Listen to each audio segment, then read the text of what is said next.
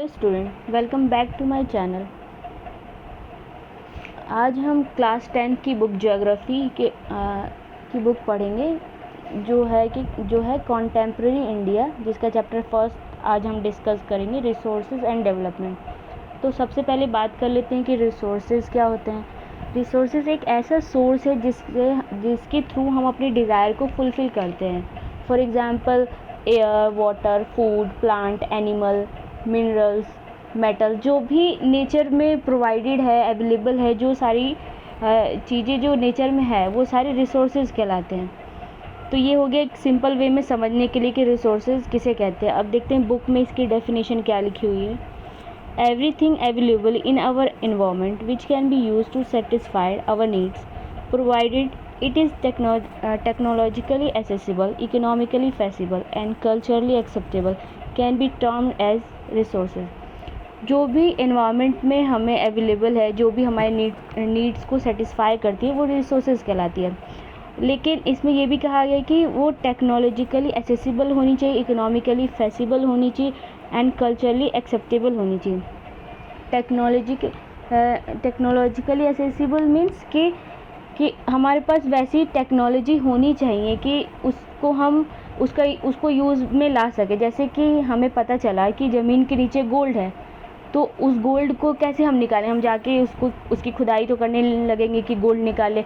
उसके लिए हमें कुछ टेक्नोलॉजी का यूज़ करना पड़ेगा। हमारे पास वैसी टेक्नोलॉजी होनी चाहिए कि हम उसको निकाल सकें, एक्सट्रैक्ट कर सकें। और सेकंड हमारा इकोनॉमिकली फिजिबल होना चाहिए, मतलब कि हमारे पास उतना मनी होना चाहिए कि हम उसको एक्सट्रैक्ट करें। जैसे कि हमने उसको गोल्ड को निकाला, वो गोल्ड निकला हमारा 5 लाख का, लेकिन उसको निकालने में जो भी हमारा कॉस्ट लगा है वो हमारा लग गया 1 करोड़। तो फिर ये क्या हुआ, हमारे लिए प्रॉफिट तो हुआ नहीं, ये हमारे लिए लॉस हो गया। तो हमें ये भी देखना पड़ेगा कि वो हमारे लिए फ़ायदेमंद है कि नहीं है, इकोनॉमिकली फेसिबल है कि नहीं है, एंड कल्चरली एक्सेप्टेबल भी होना चाहिए कि जो भी हमारी सोसाइटी है उसको एक्सेप्ट करे विदाउट एनी ऑब्लिगेशन। उसको एक्सेप्ट करे कि हाँ ये रिसोर्सेज हमारे यूज़ के लिए है, एनी ऑब्लिगेशन। यहाँ पे दिया हुआ है कि do you think that resources are free gift of nature as is assumed by many. मतलब बहुत सारे लोगों का मानना है कि जो भी नेचर में जो नेचर की तरफ से हमें गिफ्ट है वो सारी चीज़ें रिसोर्सेज हैं, पर ऐसा नहीं है। अगर हम उसके साथ कोई, अगर ह्यूमन बीइंग उनके साथ कोई एक्टिविटी नहीं कर रहा है, उसका यूज़ नहीं कर रहा है, जब तक वो यूज़ में नहीं है चीज़ें, तो वो रिसोर्सेज नहीं कहलाएंगे। तो रिसोर्सेज को इधर क्लासिफाइड किया गया है 4 वे में। फर्स्ट है हमारा A, on the basis of origin, इसमें बायोटिक एंड एबायोटिक है। अब बी में on the basis of exhaustibility, renewable and non renewable. और सी है हमारा on the basis of ownership, individual, community, national and international. D है हमारा on the basis of status of development, potential, development, stock and reserve. यहाँ पे ये graph करके बताया गया है कि रिसोर्सेज के टाइप्स जो है, फर्स्ट नेचुरल और सेकंड है ह्यूमन, मतलब कि जो भी नेचर से जो भी प्रोवाइडेड है और जो इंसानों द्वारा बनाया गया है।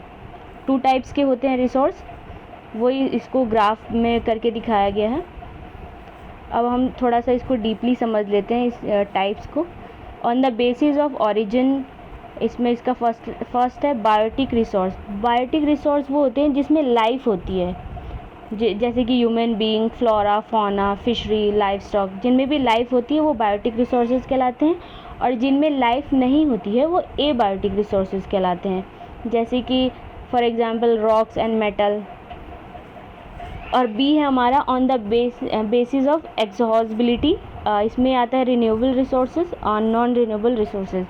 रिन्यूएबल रिसोर्सेज वो होते हैं जिनको हम दोबारा से बना सकते हैं, दोबारा से रिप्रोड्यूस कर सकते हैं, फिज़िकली, केमिकली, मैकेनिकली उनको हम दोबारा से प्रोड्यूस कर सकते हैं। For example solar, wind energy, water, forest and wild life etcetera. और नॉन रिन्यूएबल रिसोर्सेज वो होते हैं जिनको हम दोबारा तो बना सकते हैं, लेकिन वो हमारे पास बहुत लिमिटेड वे में है। अगर हमने उनको जल्दी से यूज़ करके ख़त्म कर दिया तो उनको बनाने में बहुत मिलियन ईयर्स लग जाएंगे। इसलिए उनका यूज़ हमें लिमिटेड वे में करना चाहिए कि उसको वो इतनी जल्दी नहीं ख़त्म हो। और on the basis of ownership का फर्स्ट है इंडिविजुअल रिसोर्सेज। इंडिविजुअल रिसोर्सेज वो होते हैं जो भी किसी का प्राइवेट होता है, जैसे कि गाँव में, विलेजेस में क्या होता है, लोगों के पास खेत होता है, अपना होता है, जो जिसमें वो खेती करते हैं, और बहुत सारे लोगों के पास नहीं भी होता है। वहाँ लोग अपना फ्लैट होता है, अपना प्लॉट होता है,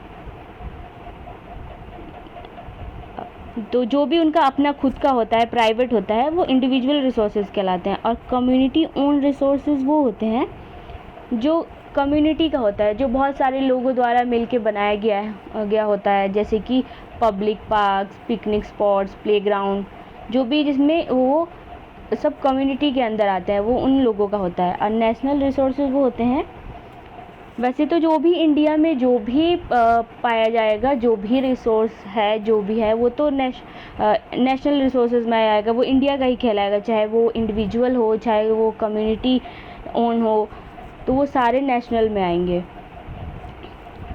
और जो भी और एक यहाँ पे ये भी कहा गया है, the political boundaries and oceanic area up to 12 nautical miles 22.2 kilometre from the coast term as territorial water and resources therein belong to the nation. मतलब जो भी ओशनिक एरिया में 12 नॉटिकल माइल्स तक जो भी होगा वो तो नेशन के अंडर में आएगा, और उसके बाद वाला वो नेशन के अंदर नहीं आएगा। और इसका है इंटरनेशनल रिसोर्सेज। इंटरनेशनल रिसोर्सेज है, there are international institutions which regulate some resources. मतलब ऐसी बहुत सारी इंटरनेशनल इंस्टीट्यूशंस है जो कि रिसोर्सेज को रेगुलेट करती हैं, जिसमें कोई भी कंट्री अपने मन से उसको यूज़ नहीं कर सकते। अगर उसको यूज़ करना है तो उसको पहले परमिशन लेनी पड़ेगी, इंटरनेशनल इंस्टीट्यूशन से जाके परमिशन लेनी पड़ेगी, तभी वो इसका यूज़ कर पाएंगे। और डी हमारा on the basis of the status of development. इसका फर्स्ट है पोटेंशियल रिसोर्सेज। पोटेंशियल रिसोर्सेज वो होते हैं जैसे कि हमारे पास वो करने की क्षमता तो है, हमारे पास है कि हम कर सकते हैं, हमारे पास उतना पोटेंशियल है, लेकिन हम कर नहीं पा रहे हैं क्योंकि हमारे पास उतनी ज़्यादा टेक्नोलॉजी नहीं है। इसका एग्जाम्पल एक यहाँ पे दिया गया है, the western part of India particularly Rajasthan and Gujarat have enormous potential for the development of wind and solar energy. हमारे पास विंड एंड सोलर एनर्जी वहाँ पे बहुत है राजस्थान और गुजरात में, लेकिन हम उसका सही तरीके से यूज़ नहीं कर पा रहे हैं। क्यों? क्योंकि हमारे पास उतनी टेक्नोलॉजी नहीं है। और सेकंड है हमारा डेवलप्ड रिसोर्सेज। डेवलप्ड रिसोर्सेज में वही आ गया कि हमारे पास बहुत सारी है, हमारे पास क्वांटिटी क्वालिटी के तौर पर हमारे पास बहुत सारी चीज़ें यूज़ करने के लिए, लेकिन हम नहीं कर पा रहे हैं। टेक्नोलॉजी हमारे पास उतनी एडवांस नहीं है कि हम उसका सही ढंग से यूज़ कर पाएँ। और थर्ड है हमारा stock material in the environment which have to potential to satisfy human needs but human being do not have the appropriate technology to access this. मतलब हमारे पास उतना है, हमारे पास मटेरियल एनवायरनमेंट ने हमें दिया है उसको यूज़ करने के लिए, ह्यूमन नीड्स को सेटिस्फाई करने के लिए, बट हम उसको सही ढंग से उतना इस्तेमाल नहीं कर पा रहे हैं टेक्नोलॉजी की वजह से, क्योंकि हमारे पास इतनी एडवांस टेक्नोलॉजी नहीं है। जैसे यहाँ पे एक एग्जांपल दिया गया है, water is compound of 2 gases. जो वाटर है वो 2 गैसेस से मिलके बनता है, हाइड्रोजन एंड ऑक्सीजन। तो hydrogen can be use as a rich source of energy का बहुत बड़ा सोर्स है hydrogen, but we do not have advance technical know how to use it for this purpose. लेकिन हमारे पास जो टेक्निकल है वो इतनी एडवांस नहीं है कि उसको हम और भी ज़्यादा वे में यूज़ कर पाएँ। और फोर्थ पॉइंट है हमारा रिज़र्व भी ऐसी है कि हमारे पास स्टॉक में चीज़ें हैं लेकिन हम उसका इतना एडवांस वे में यूज़ नहीं कर पा रहे हैं। जैसे कि जो river water can be use for generating hydro electric power, but presently it is being utilise only to a limited extent. मतलब हम कुछ ही एरिया में, कुछ ही जगह पे उसका सही यूज़ कर पा रहे हैं। और जो भी वाटर है डैम का, फॉरेस्ट, जो भी एक्सेट्रा, फॉर एग्ज़ाम्पल उसको हम सही उतना यूज़ नहीं कर पा रहे क्योंकि हमारे पास उतनी टेक्नोलॉजी नहीं है, एडवांस टेक्नोलॉजी नहीं, इसलिए हमने उसको बचा के रखा है फ्यूचर यूज़ के लिए कि फ्यूचर में उसका यूज़ करेंगे। तो ये टॉपिक आज का यहीं पे ख़त्म होता है।